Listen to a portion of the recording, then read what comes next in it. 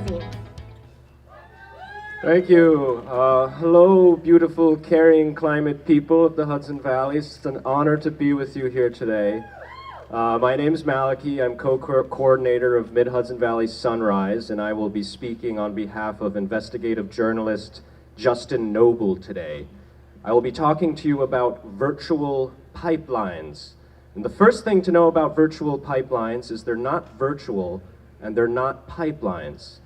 They're trucks full of fracked gas.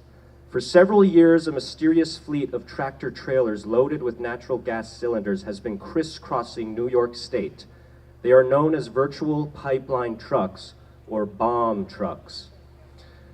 And these trucks are one of the best examples of the extreme arrogance of the oil and gas industry and of the power that the oil and gas industry continues to hold over New York State. We beat the Constitution pipeline in 2016, and we should congratulate ourselves for that.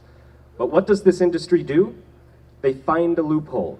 They find a way to take natural gas from the gas-rich Marcellus Shale fields in northeast Pennsylvania, pack it into cylinders that are loaded onto trucks that look just like any ordinary 18-wheeler.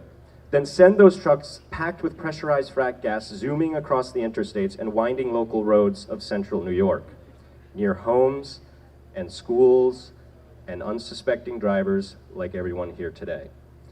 Frack gas is being trucked to the Iroquois pipeline, an interstate natural gas pipeline in upstate New York, then re-injected into that pipeline.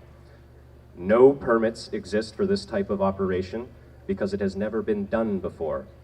So this industry does what they have always done for years when they discover a cheat that allows them to break the law. They simply obtain a set of special permits that enables their dangerous operation to suddenly become legal. And they do it all in secrecy. To open something as innocent as a food truck here in New York requires a permit, and the community usually has a chance to weigh in and have their voices heard. Yet these virtual pipeline trucks receive a set of ill-fitting permits from the Pipelines and Hazardous Materials Safety Administration, an agency that has allowed dangerous fracking infrastructure to explode across our region without any sort of serious health, environmental, or climate analysis. And these trucks are set free on our roads in the dark of night without any sort of public engagement at all. Governor Cuomo and the New York State Department of Transportation are allowing these virtual pipeline trucks to roar forward, despite the fact that XNG, one of the main energy companies operating these trucks, has had 11 crashes in New York in just the past 2 years. In at least 3 instances now, virtual pipeline trucks have flipped over in crashes, releasing their deadly cargo into the atmosphere.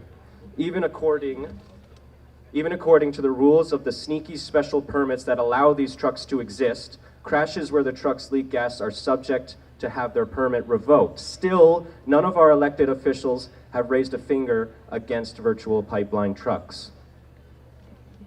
In fact, just last month there was another crash. This one was on a major highway near Binghamton, New York. Because of the risk of explosion, about 80 nearby homes were evacuated and 2 separate school districts shut for the day. It is also important to mention that in the latest crash, a 52-year-old driver was thrown from the vehicle and killed. Not only has the oil and gas industry and Governor Cuomo created an unsafe environment for our residents and communities in New York State, but as is so often the case, a deadly environment has been created for the industry's own workers too. There is a lot to talk about respecting whistleblowers these days. Well, we demand that Governor Cuomo listens to the wise voice of Ron Burton, a retired New York Department of Transportation commercial vehicle inspector who has come out as a whistleblower to highlight the extreme danger of these virtual pipeline trucks. Ron has pointed out that because these trucks crash and spill their gas so frequently, they appear to be operating illegally. He has also pointed out that the risk of explosion when these trucks crash, there is a risk of explosion when these trucks crash. As a whistleblower, Ron Barton has said many times, these trucks are a catastrophe waiting to happen.